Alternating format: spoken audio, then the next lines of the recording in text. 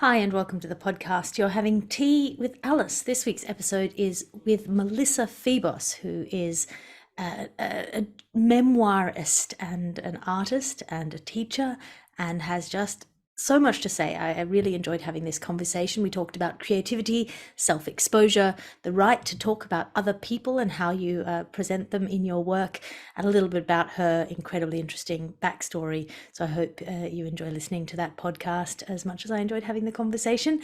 If you enjoy Tea with Alice, of course, please share it with friends and people who you think might enjoy it. And it is supported by Patreon, patreon.com/Alice Fraser. That's a one-stop shop for all of my stand-up specials, podcasts, blogs, and I also do weekly salons and weekly writers meetings. If you'd like to write with me, we do a weekly workshop and a writers meeting and a weekly book club. So there's a lot there at patreon.com/Alice Fraser. You can start at like $1 a month and you get access to almost everything with $1 a month. And then you can see if you want to do more there. I feel weird plugging it, but I have promised myself that I will be doing more plugging at the beginnings of the shows, not more time-wise, but more emphatic. So prepare yourselves for that. This is also now available as video. If you are a Patreon subscriber, you can find the video of this conversation that I had with Melissa Febos by going to the Patreon and finding the link there. So that's all I have to say. I will be doing Edinburgh in August. I'm doing gigs up and down the country in the UK. If you want to find that, that's alicefraser.com. My website has all of my gigs listed there. And I'll talk to you again next week. You're having tea with Alice.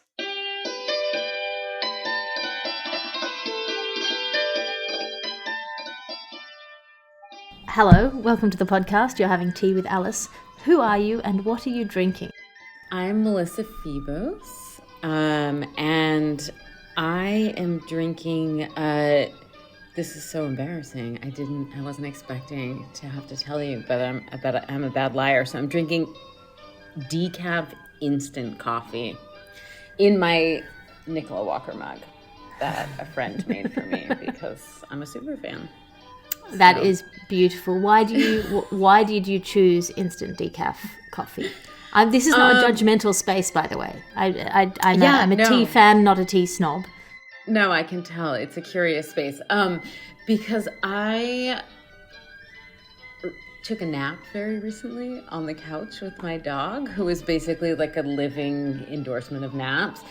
And when I woke up, I thought, I'm not going to be very interesting if it wasn't so late in the evening. I would drink a coffee, and so I'm tricking my consciousness into believing that I'm drinking So you're coffee, having a placebo coffee. That's right. I'm having a placebo coffee so that I can be witty for you. That's a really magnificent idea. It's okay. You don't have to be witty. It's not compulsory. Do you generally have instant coffee? Is that a go-to? I know some people have a preference for instant coffee because it has a particular thing. Yeah, I'm really just lazy. I mean, if I could muster the energy to care enough, I would probably make I would grind. I have good coffee beans in my freezer, and I would grind them and do like a nice pour over, which is what I used to do for a long time. But I guess I just don't care very much because I like Nescafe. I just make it so sweet. It doesn't really matter what kind of coffee it is. See, now I don't drink coffee, but the only coffee I've ever been able to really drink was when we were in Burma as kids, Myanmar now, but then Burma. And for breakfast, they would have this stuff called 3-in-1, which is 1/3 instant coffee powder, 1/3 milk powder, 1/3 sugar. And just the perfect breakfast drink, I have to say. That's basically what I drink. And I actually I have a strange taste for powdered creamer, which is like a distinctly sort of US kind of poison. I think it's outlawed in a lot of other places because it's basically powdered plastic. So what I do is I found like Yeah, I noticed you didn't say powdered milk or powdered cream. It's not powdered milk, and it has very little to do with milk or cream. It probably doesn't even have dairy in it. But I switched over because I was feeling too guilty about drinking the actual Coffee Mate powdered creamer. So I actually ordered this like coconut oil creamer that's vegan from the internet, and it's probably just as bad for me. And I probably do about a third. Actually, no, it's more like 50% creamer, a quarter sugar, and a quarter instant coffee.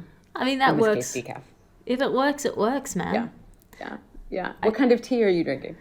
At the moment, I'm drinking just a turmeric and vitamin C sort of Oh, that's nice. herbal sort of situation, it's okay. It's one of those ones where I don't know how much I like the taste and how much I like just pouring some more.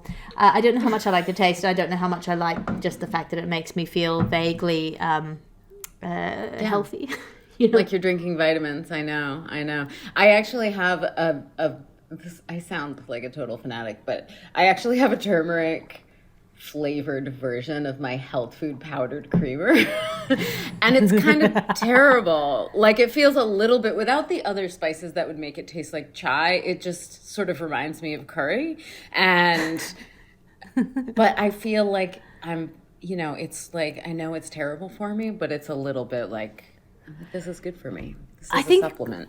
Becoming a grown-up is like developing really weird and specific tastes and realizing how much, whether something's good or not, is how much you expect it to taste like something. So true. And then someone else will try your particular, proprietary mix of disgustingness and just look at you like you're an absolute maniac. It's so true. I just got back from, I was in Italy for a month at this residency, which was such an incredible privilege. But it was like a bunch of finicky, weird, middle-aged artists for a month in this villa in Italy. And amazing. They fed us. Like, it was so wonderful. But we have very little agency over what and when we ate. And everyone started to go a little bit batshit by the end of it because we wanted all of our weird, crazy mixtures and finicky. Everyone there was just like too old to be happy with whatever. Like we all know exactly what we like. And so for about a week and a half, 2 weeks, we were like, this is wonderful. Surprise pasta every night. And then in the second half, I was like smuggling hot sauce in all my pockets and scouring the little Italian grocery for instant oatmeal and... Yeah. So, I mean, that sounds incredible. I feel like that's what dating in later life must be like. So my mum died about 6 or 7 years ago now, and my dad is in his 60s, and there are a lot of ladies who are sort of circling. And one of the things of my dad being a kind of Burmese Buddhist is he wears a longi, or like a sarong, to bed. And he met one of these ladies at the door in a sarong, and you could see her clock it, think it was a skirt, and just go, fine, that's fine. She's like, I will accept this level of unusualness. Let me just, excuse me while I make an adjustment. I'm good. Yep. And it was just so funny to watch this, because I was just in the other room, just to watch her mental cogs turning of like, is this a deal breaker? It's not a deal breaker. And then also, he was like, it's just a Burmese longi, and then her being somewhat relieved. But yeah, just like at some point you have to figure out where your priorities lie and what's important to you. And it doesn't need to be like, it's an interesting thing. It doesn't need to be a big deal to be a big deal. Like hot sauce. Right. Just a pocket full of hot sauce for you is the thing you need to have to make you happy. Right. That's right. Yeah. I'm going to be a very strange old person, as I think all of us are when we arrive there. See, I feel like I'm built to be an old lady. I was never particularly good at trading on young lady stuff. Like I never was like a hot girl or any of that stuff. And I just feel like I've got cheekbones and a personality. I'm going to be such a powerful old lady. That's my aim. I feel similarly. I had dinner at 5:00, like over an hour ago. So I'm well on my way. My nickname when I was in grad school was Grandma. That's nice. I was like, it's 8:30. gotta go. It's almost my bedtime. I have my routine. I have my weird dinner I need to make. I'll see you all tomorrow. It's so much better, I think, to be a young person being mocked for behaving like an old person than it is to be an old person being mocked for desperately trying to reclaim your youth. Oh, but for the grace of God, I hope. I mean, I don't think there's much danger of me being. I got all of my young person living out by the time I was 23. So it's been, geriatric style since then. I really like that. Have you been wrestling with anything recently? Other than access to hot sauce, obviously. Yeah. Well, now I'm back in my home, in my haven, where I have like 60 kinds of hot sauce, and I put it on everything. So we're all good in that department. I am working on a book, and I would say that's the thing I'm wrestling with. It's giving me hell. I'm a little bit in the weeds at the moment, in kind of a predictable way, but that doesn't necessarily make it easier. Yeah. So when you say in a predictable way, is this something that's part of your general creative process? You have a bit of time in the weeds, or? Yeah, I mean, I don't schedule it, but it arrives at about the same time in all of my, very little about the process of writing a book for me is predictable, because I sort of have to reinvent the process every time I do it, which is probably why I stay interested in it, because it's so damn hard. It would get much easier if it was the same every time. But there are sort of some emotional stages that come with it that are pretty predictable, and near the end of a first draft, which is where I'm at right now, which means that I have gone through sort of a honeymoon phase, and I've made all my outlines and my notes, and there's been lots of waxing and waning, and basically I'm just super fatigued and I'm sick of it, and the inspiration well is like, it's dry. So I'm trying to just sort of push through to kind of cross the finish line so that I can set it aside for a few weeks and wait for some objectivity to grow back. That's really interesting. How do you plan out the creation of a book? Because I'm always like, I had this thing all my life of feeling like I can't do big projects. I just don't have the sustained effort involved. And then during the pandemic, I did a podcast that was daily, 366 days of that year, in 2020, and wrote 80 hours of comedy that year. And was like, oh, okay, so I can do big projects if I have structure, and if, importantly and depressingly, if somebody else is waiting for it. Oh, because I will always disappoint myself. More. It's so much. It's one of those things, I think when I was younger, I had this fantasy, because I was really headstrong and driven and a little bit defiant, that I was going to be my own boss, and that I was going to be very sort of self-driven, self-disciplined. But there was just no comparison between the work that I will do on my own and the work that I will do for someone else, to please someone else, to keep them from being disappointed. There is like a deadline has a kind of integrity that I just respect, like innately. So I feel the same way. But everything you're saying, that's exactly it. And something else that you sort of implied, which is the dailiness of it, right? Which is that you weren't trying to write, 365 days of, you didn't sit down and think I have to write 365 days of comedy right now. You thought I have to write one day's worth, one podcast's worth, right? And I think having it broken into increments that are digestible, like cognitively. Okay, one of the hardest things about writing a book, and the thing that most of my students and mentees get stuck on or give up over sometimes, is that it's impossible to hold a whole book in your mind at once. Yes. There's just too many pages. There's too many parts. There's too many levels on which it needs to be integrated and syncopated. And so you really can only look at what is right in front of you, and then sometimes zoom out and look at, I do a lot of notes and outlines, and I do sort of visual mapping because I'm a very visual person.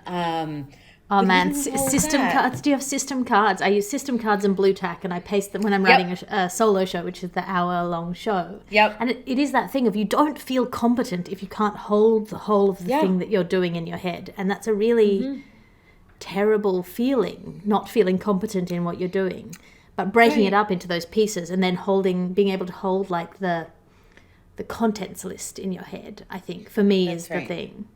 Yeah, that's right. That's exactly it. It feels like something's wrong, like you're doing it wrong, you know? And I think particularly when people are sort of writing their first book or doing their first long project, they don't have the frame of reference. The thing that's easier for me now is not, the process itself isn't easier, and I don't even have less doubts, but I have more reference that this is just how it feels. It feels wrong. It feels crazy. It feels like I'm screwing it up. It feels like I won't be able to execute it if I can't sort of hold the whole thing in my mind at once.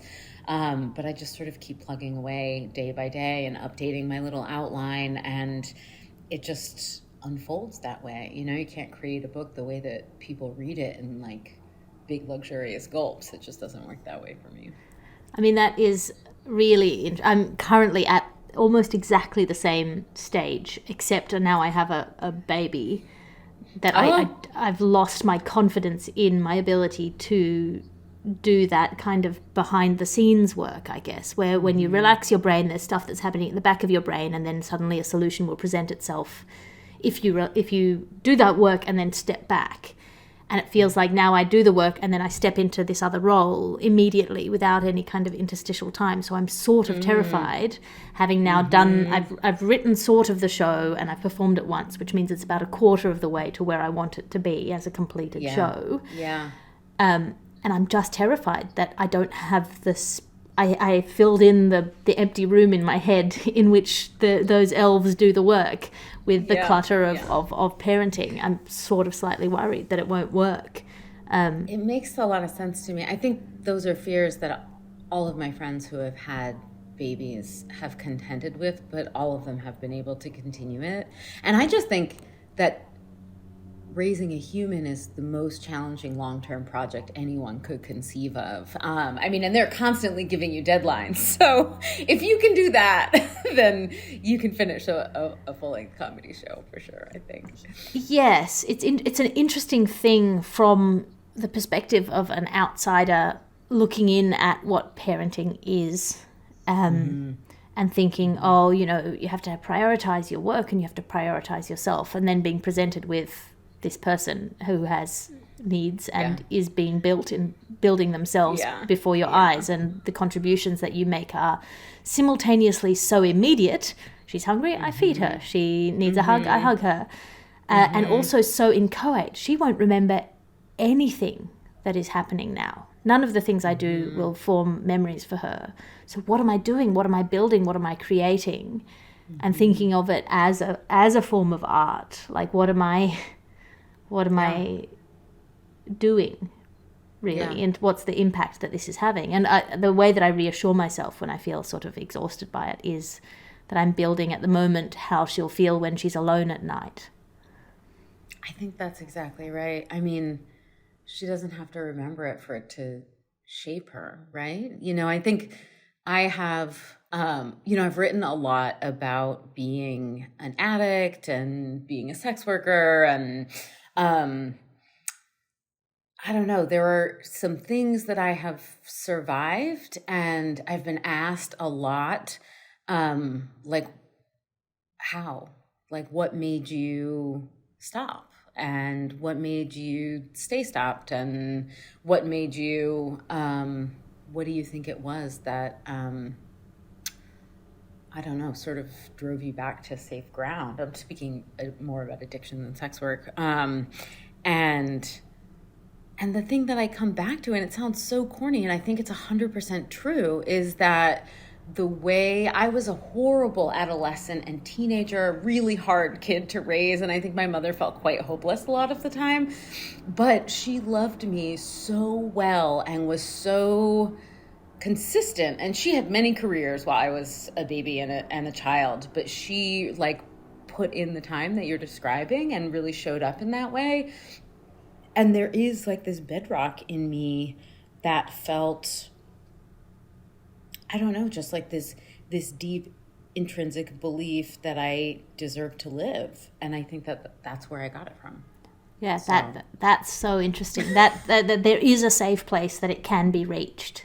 Yeah, that it's like I have my oldest the memories I don't remember are of feeling tended to and feeling cared for and having life feel like the sustainable thing. So that's really interesting. Theoretical, but I believe you're clearly in like a really stable and good place now. Yeah. When you talk about these like extreme experiences, as far as like the human spectrum of experiences go, you've kind of gone to the end point on a couple of vectors. Sure. Do you? Obviously, those are going to be like really defining of you. Do you ever feel impatient of the ways that they define you? I think not inside myself and not lately. But I think when I was younger, especially earlier in my career, you know, my first book was about being a professional dominatrix and recovering from addiction. And for some of the years I was writing that book, and for the 7 years between publishing that book and the next one, that was sort of my calling card. And it's not how I related to myself. Like, those experiences were landmark experiences. They were incredibly pivotal, you know, but they were just pieces, you know, in terms of my self-conception. But suddenly there were like thousands of people who it was the only things that they knew about me, you know? And so the amount of time that I spent sort of navigating other people's projections or assumptions or even questions, and, you know, reading things about me, it felt very much like I was being sort of defined in a particular way. And I had only myself to blame for it. But there was an impatience that came with that. Although inside, in the sort of climate just inside myself and my own self-conception, I don't think I'm like never-endingly curious about the way my perspective on those experiences changes over time and how they become located differently as my sort of life story progresses. That's really interesting. I've said that's really interesting really too many times, but I think I'll take it. It is such an interesting thing. I was a lawyer for a year. I studied law, which took 7 years, and then I was a lawyer in a large corporate firm for 1 year. And in my career as a comedian and a public whatever it is that I am, it's in almost every bio. It is in almost every way that I'm introduced. It's like, she was a lawyer and then she quit. And it's such a small span of my life, 1 year of actually working in this place. And I think certainly the study shaped the way that I think about the world, or the way that I can analyze the world. Part of that's dictated by, you know, any kind of education will shape the way that you approach problems. But I don't feel like a lawyer. I don't even feel like an ex-lawyer. I feel like being a lawyer was like a little cul-de-sac that I drove down by accident, realized it didn't go anywhere, and came back out of. And so that this idea of kind of constantly being recalled to it, I think, shaped, among other things, I didn't announce I was pregnant until I was 8.5 months pregnant. Wow. Because I just didn't want to deal with being defined as something.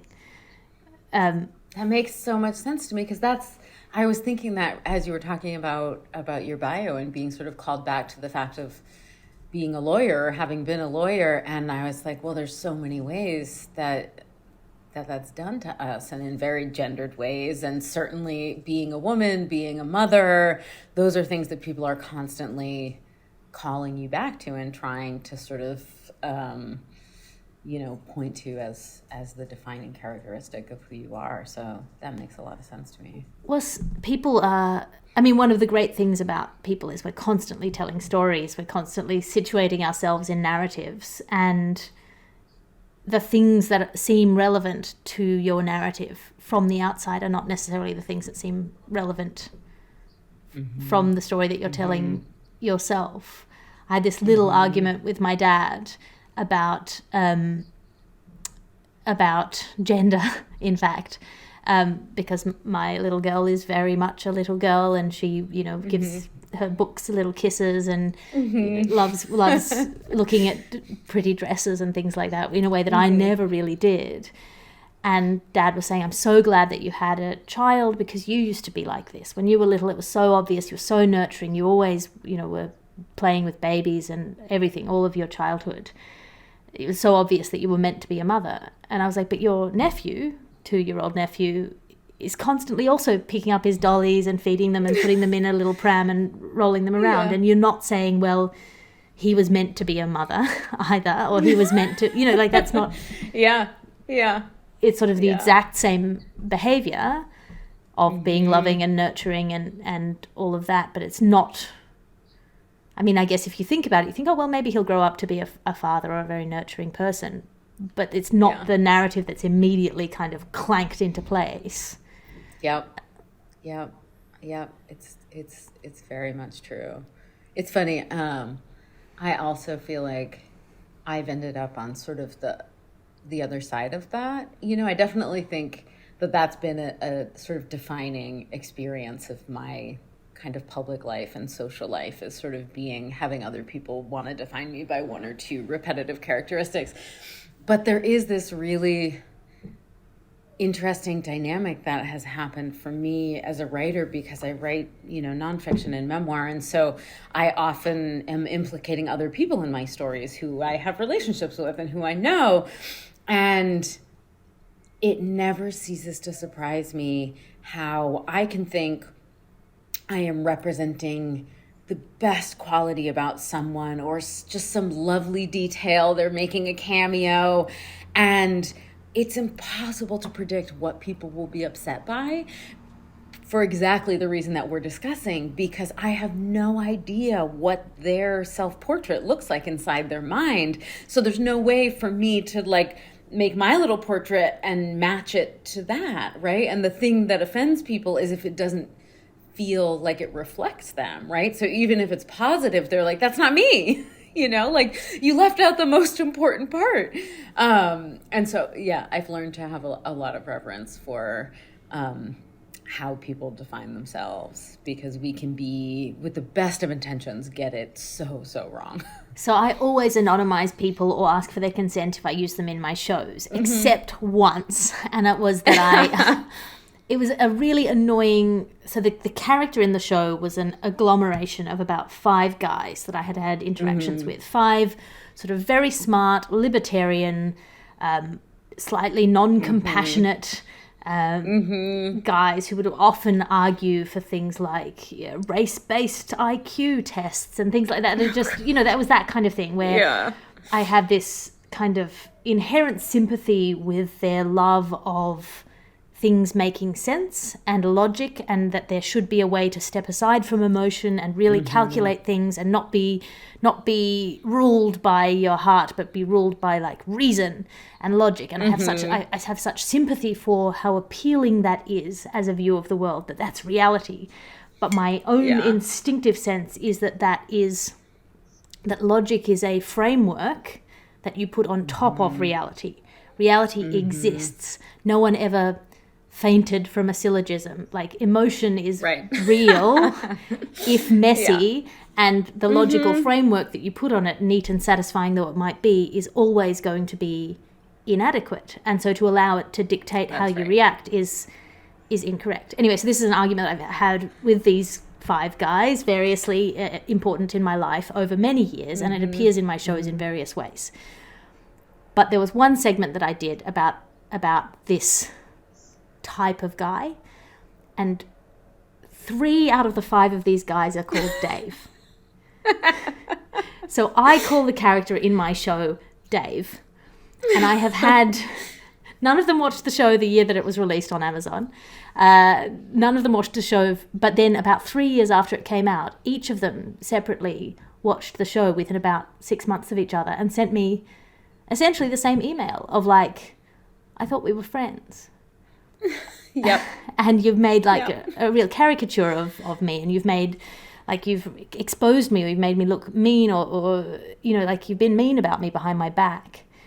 And I didn't really know how to reply, because it's not them, but it's not them, and I don't think I'm misrepresenting them. Each of the but I am, partly because I'm using 3 or 4 different anecdotes and pretending they're about the same person when they're about different people. Yeah. But that's for efficiency's sake. And I just don't know. And I've kind of just let the friendships lapse because it's too exhausting to try and explain. Yep. And I don't feel like I should have to justify it either, because you did say... No. Yeah, it's not your fault that they have a piss poor argument. That's a them problem. But also, I don't think Dave is identifiable as a characteristic. Like, Dave is a non-name enough to not name you. Like, I don't think you're exposed by it, That's right. And also, there are so many Daves like that. How on earth would you know which one it is? Like, I've written about that guy too, and he is also a composite character of multiple Daves that I have known. So there's no way that we could damage their standing in the community. If you didn't want me to make fun of you, you shouldn't have been called Dave. I've definitely gotten that email many times. Sometimes I have apologized when people get upset, because sometimes I do. It's like there is a way I can sort of feel when I've been cruel, unnecessarily cruel, or in a way that sort of violates, like I don't feel great about it. But that definitely does not sound like one of those experiences. A lot of the time it ends up being a good sort of litmus test where, like, I had an experience recently where a guy I'd been pals with for a really long time, but never very close, wrote to me about something that I included and he was totally unrecognizable. And I actually thought that what I wrote was sort of pointing to some nuances about an argument of his, and it was pretty generous. And there was no part of me, I didn't show it to him ahead of time as I normally would with a friend, because it was like so small and like a non-issue. I didn't even think of it. And then he wrote to me with this sanctimonious email, and I thought, if you have so little sense of humor about yourself and take yourself so... I was just like, I can't even dignify this with a response. So I definitely let go of some friendships as a result, but I haven't missed them, so... Well, yeah, it's a tricky one, because one of them was... a friendship that I'd had since childhood, but it was a sort of a legacy friendship. Yeah, some people get grandfathered in with their bad arguments, and then it can't always last. I know how that goes. Well, he's very useful to me, Dave, because I think of Dave, and I have two friends who I think of as in the audience whenever I'm writing a joke. One of them is a non-binary theatre director in New York, and they are the person who says, "Oh, this is too much," or "This joke isn't worth it," or "It might hurt somebody's feelings," or "Have you thought about that turn of phrase?" Or if I say that's stupid or lame, then I'm like, "Oh well, they'd call me up on that, and is there another way I can put it?" So they're in my head, and then also Dave is in my head, of like. Who he's like, is it funny enough? Like, he's the one who's kind of a bit ruthless. And these fictional people are the two in my head who I run every joke past, and I hope that I can keep them both on board in the show, because they're such opposites. That's the Dave that you want to have a relationship to, that you want to maintain a relationship to. It sounds like actual Dave is a dead end. Do you have an imaginary audience?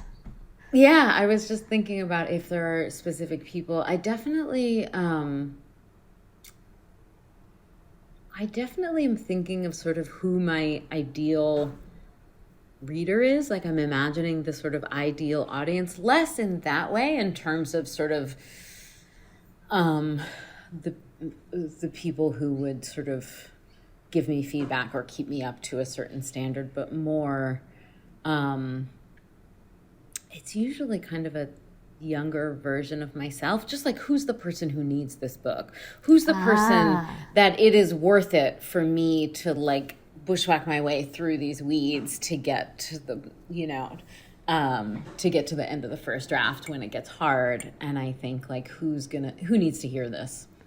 And how can and I guess that she does hold me to a good standard, because it does keep me not only going, but also from indulging some of my lesser habits, because I think that person, the person who most needs to read the thing I'm writing, usually needs me to say it straight needs me to sort of speak clearly and plainly, and I don't like me showing off or being too flourishy or getting distracted. It's like, stay on task, say the thing that needs to be said, practice humility.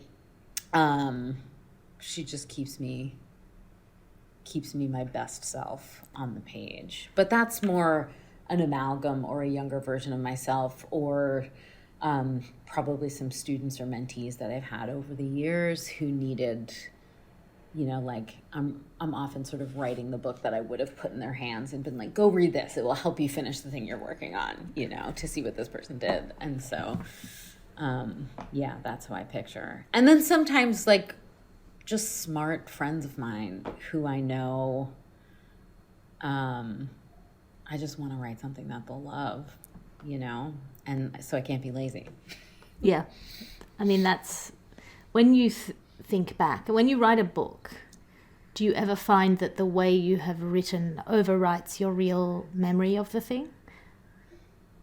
Yeah, I think it's inevitable, but it's not a process that, I don't know, I don't grieve it because it happens so slowly. Like the writing process is like a very slow tattooing on the memory.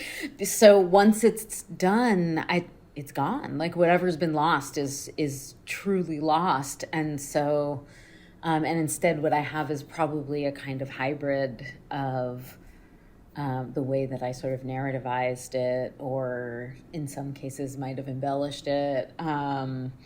But those details are made permanent, and sort of other things kind of fall away. It is interesting. Sometimes I will remember something very specific that I didn't think of at the time of writing, and there's such a different texture to that, to remember something from an experience that I haven't written about, where I know when it's fresh, and when it's something that I've sort of handled a lot and talked about and had to put words to. Yeah, it's. I did a show about memory called Mythos, which was about my great-grandfather who I never met. My grandfather, who I never met, my father's father, my daughter's great-grandfather, who died when my dad was 5. And the stories that I know about him and the character that he is in my head is so rich, and kind of I have such a strong feeling for who he was. And it took me such a long time. And it wasn't until after I'd started performing the show and listening to myself saying it that I realized that there were 5 stories in the show about him that I was using to talk about masculinity and memory and whatever. And I realized as I said these stories night after night that these are the only stories I know about him. And that, in fact, those are the only stories my dad knows about him. And that the way my dad is, which is sort of extreme benevolent patriarch, is because his dad died when he was 5, and that's what he thinks a dad is, because that's what your dad is when you're 5. And that kind of filling in the gaps from that was really an interesting process for me, just having an insight as a result of something that I was saying. Does that make sense? I was like, yeah. Oh, like that. I feel so moved by that, thinking about your dad. And it is interesting too how we can, I have my dad is also someone who was shaped by some very specific memories and by the sort of mythologies of his family. And so there are a lot, I have imagined memories that have shaped me that I inherited from my father too, because there were things that it felt so important for him to make sure that I understood that were lessons that came from his childhood, which was really difficult. And so I never experienced the things that he sort of gave to me as these kind of parables for living in some ways. But I imagined them so vividly and so incorporated them into like the way that I live and the way that I think about things that that they're they're mine, right? And they're different from his. And that's something that I've written about and thought about a lot too. That is fascinating, because I remember reading an article about memory being that PTSD memory is different from other memory, that most memory is social. It's one of the reasons why you can't really trust memory, because most memory performs the function of narrative creation and how you fit into the world of the network around you, and how you fit into other people's stories, and how you fit into your own story, and that all of that stuff, memory performs a function, which means it's not wildly trustworthy, which if you're a lawyer, you find out very quickly that eyewitness accounts are incredibly unreliable. And things like, the satanic panic and everything, a lot of people have been convinced into having memories that they don't have, memories that they do have of experiences that they didn't have, and it's almost impossible to unpack those memories or unwind them. They just start existing. And PTSD memory is in your body, so there's a different kind of, it's not social, it's personal, it's in your bones. Yeah, for my last book, I read a lot about somatics and somatic experiencing, and sort of how those kinds of therapists or therapists who practice that kind of treatment work with PTSD memories to sort of basically complete the story of a trauma in the body, so that it can kind of release the trance of that memory and that physical memory. I would like to read that book. Yeah. There's a writer, Peter Levine, who is sort of the guy who founded somatic experiencing. He has a book called Waking the Tiger. That's really good and interesting and readable. It's like, if you can read it if you're not a clinician.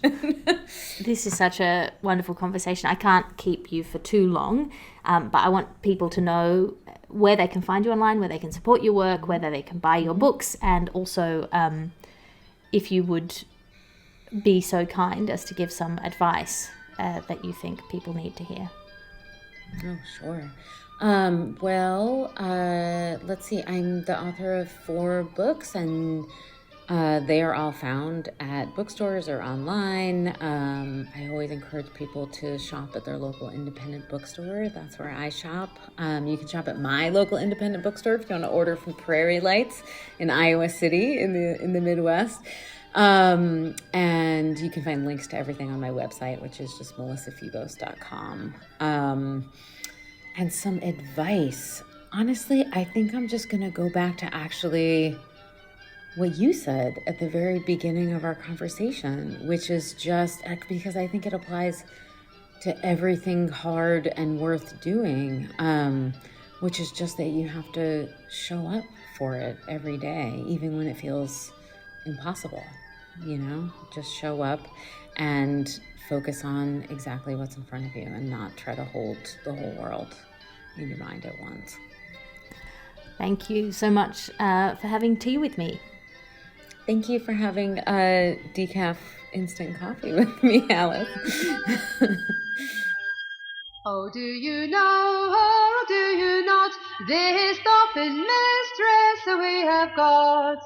Elsie Thompson, it is her name, and she helps the dolphins at every frame. Loudy rifle doll, loudy rifle day.